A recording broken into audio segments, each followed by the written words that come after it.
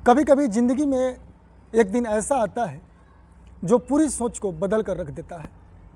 यह कहानी भी उसी एक दिन का है जब एक सरकारी टीचर जनगणना की ड्यूटी पर निकला था और उसे अंदाज़ा भी नहीं था कि आज उसकी मुलाकात किसी ऐसे इंसान से होगा जो उसकी ज़िंदगी का नज़रिया ही बदल देगा। तो साथियों, यह पूरी घटना है उत्तर प्रदेश के संत कबीर नगर ज़िले की, जहाँ एक 32 साल का जवान टीचर आदित्य शर्मा सुबह से जनगणना के काम में लगा हुआ था। गांव-गांव घूम करके, और जनगणना में क्या होता है साथियों, घरों का डेटा को इकट्ठा करना, और वही काम वो टीचर कर रहा था। लेकिन सुबह से शाम तक किसी ने उसे ठीक से बैठने तक नहीं दिया था। पानी तो दोस्तों दूर की बात थी, और धीरे धीरे वह थकान और भूख से टूटता जा रहा था। लेकिन काम पूरा करने की जिद में वह आगे बढ़ता रहा। शाम करीब 4 बजे जब वह गांव के आखिरी छोर पर पहुंचा तो वहाँ एक छोटा सा अकेला घर दिखाई दिया। टूटी हुई दीवारें, साधारण सा दरवाज़ा और एक अजीब सी खामोशी। उसने दरवाज़ा को खटखटाया और अंदर से आवाज़ आई, कौन है? दरवाज़ा खुला तो सामने एक 26-27 साल की महिला खड़ी थी। उस महिला के नाम था दोस्तों सीमा, जिसकी गोद में एक छोटा सा बच्चा था, और बेचारी की चेहरा बता रहा था कि ज़िंदगी आसान नहीं रही। टीचर ने बताया कि वह जनगणना के लिए आया है। जैसे यह महिला सुनी कि जनगणना वाले भैया है तो उसे अंदर बुला लेती है, क्योंकि बाहर बैठने की जगह नहीं थी और घर के अंदर बस एक पुराना सा खाट पड़ा हुआ था, वहीं वह बैठता है और काम अपना शुरू कर देता है। लेकिन जैसे ही बातचीत आगे बढ़ती है, महिला अपनी पूरी ज़िंदगी उसके सामने खोल कर रख देती है। उस महिला के नाम होता है सीमा, और पति की मौत हो चुका होता है जब बच्चा बहुत छोटा था। सास ससुर अलग रहते हैं और कोई मदद नहीं करता है। वह अकेले ही अपने बच्चों को बेचारा महिला जैसे तैसे पाल रही होती है। कभी राशन होता है तो दवाई नहीं होती है, कभी दवाई होती है तो खाने का सामान नहीं होता है। लेकिन फिर भी वह हर दिन महिला जो है लड़ कर जी रही होती है। आदित्य सर चुपचाप उसकी बात को सुनता है उस महिला की, और पहली बार उसे लगता है कि उसकी थकान कुछ भी नहीं है इस महिला की ज़िंदगी के सामने। तभी महिला पूछती है कि सर पानी पिएंगे आप? तो आदित्य जो टीचर थे जैसे उस एक शब्द का इंतज़ार कर रहा था, क्योंकि सुबह से उसकी प्यास उसे तोड़ रही थी। सुबह से शाम तक ही एक ऐसी महिला थी जो पानी के लिए पूछा है। महिला अंदर जाती है और एक गिलास पानी लेकर आती है, लेकिन देने से पहले वो महिला थोड़ी सी झिझकती है और कहती है कि सर मैं छोटी जाति से हूँ, अगर आपको बुरा लगे तो मत पीजिएगा। यह सुनकर जो है टीचर रुक जाता है और फिर धीरे से कहता है कि इंसान की पहचान जाति से नहीं होती, उसके व्यवहार से होती है। और आज पूरे दिन में किसी ने मुझे पानी तक नहीं पूछा, लेकिन आपने मुझे इतना इज्जत दी, इतना प्रेम दी, आपने अपने घर में बैठाया और पानी तक पूछा। और वो बिना सोचे वह पानी को जो है टीचर पी लेता है।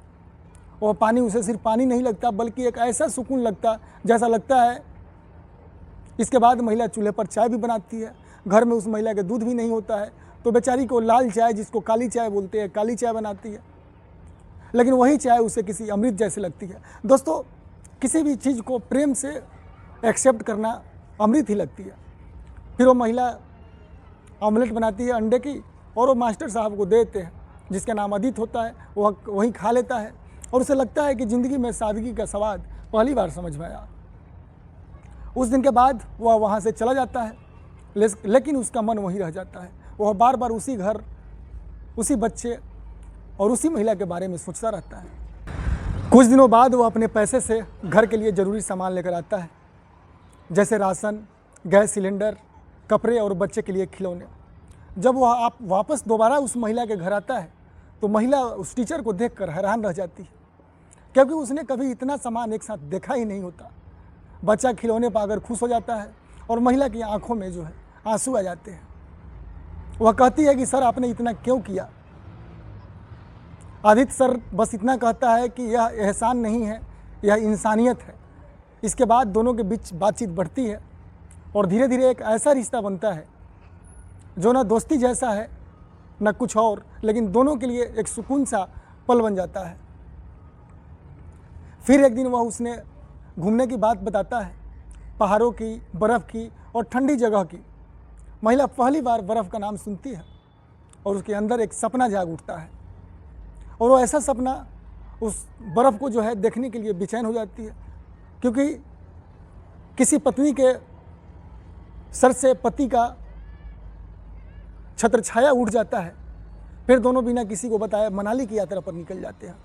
वहाँ बर्फ़ में जाकर महिला पहली बार ज़िंदगी की खुशी महसूस करती है, जैसे उसने अपनी सारी तकलीफ़ें कुछ समय के लिए भूल दी हो। लेकिन जैसे ही यह बात बाहर फैलती है आस पड़ोस, गांव वाले और परिवार में, तो लोगों में हंगामा मच जाता है। यह मामला जो है पुलिस तक पहुंच जाता है और दोनों को थाने बुलाया जाता है और सवाल उठाया जाता है, रिश्तों पर शक होता है। लेकिन जब सच्चाई सामने आती है तो महिला साफ कहती है कि वह अपनी मर्जी से इनके साथ घूमने गई थी, ना कोई इनसे हमको कोई संबंध है, ना कुछ है, वह किसी दबाव में नहीं है। और आदित्य भी साफ कहता है कि यह रिश्ता मजबूरी का नहीं बल्कि इंसानियत और समझ का है। आखिर में समाज चाहे जो सोचे, लेकिन दोनों अपने फैसले पर खड़े रहे और अपनी ज़िंदगी को एक नई शुरुआत देने का निर्णय लेते हैं। और यही कहानी है, और यही कहानी हमें सिखाती है कि कभी कभी एक छोटा सा अच्छा व्यवहार भी किसी की पूरी ज़िंदगी बदल सकता है। तो दोस्तों, आप लोग भी यहाँ तक आपने कहानी समझा, सुना, तो किसी को हेल्प करिए बिना किसी लालच की, बिना किसी परवाह की।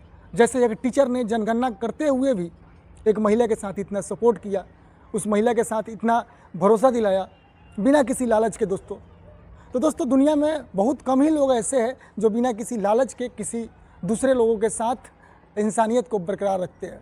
तो दोस्तों, मिलते हैं एक और नई सच्ची घटना और इमोशन कहानियों के साथ। जब तक के लिए दोस्तों, नमस्ते, प्रणाम।